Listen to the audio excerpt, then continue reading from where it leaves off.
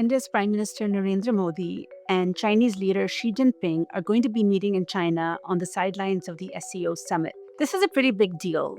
India's Modi hasn't been to China in years. The two countries have had a rough patch in their relationships ever since a 2020 clash.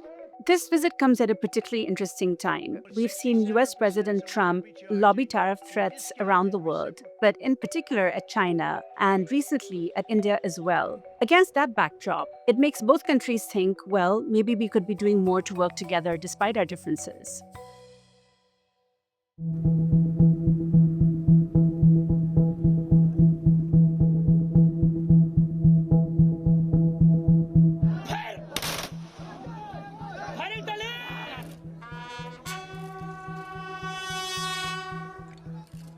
Ladakh में हमारे 20 जाबाज शहीद हुए,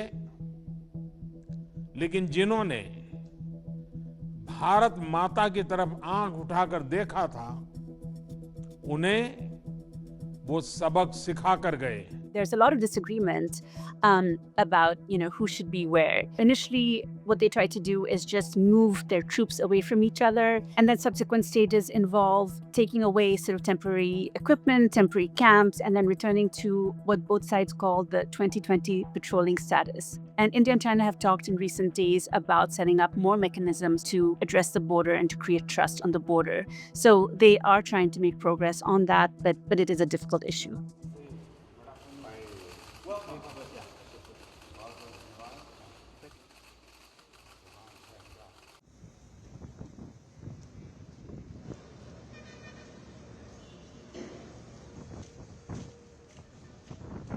It's a very tricky moment for Modi's diplomacy. He has actually invested a lot in improving ties with the US. There's always sort of a little bit of like suspicion or reserve or worry on India's side, for example, about being taken for granted or being disrespected.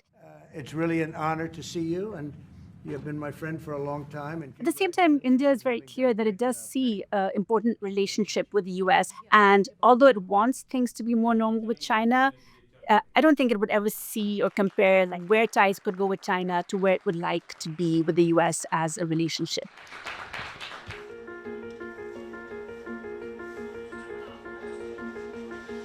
For years, it has run a massive deficit with China. India doesn't actually buy a lot of consumer goods from the US. They're too expensive, but buys lots and lots of things from China. But it also buys things from China that go into its own exports. So it could be stuff for making generic drugs, or it could be parts that go into phones. At the same time, because of security issues, India has made it a lot more difficult for China to invest in India freely. But there are signs and signals that India is trying to recalibrate that.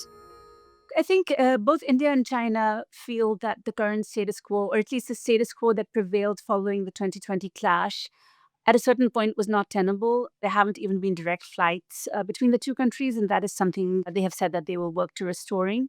So both of them recognize, these two large Asian economies, billion plus populations.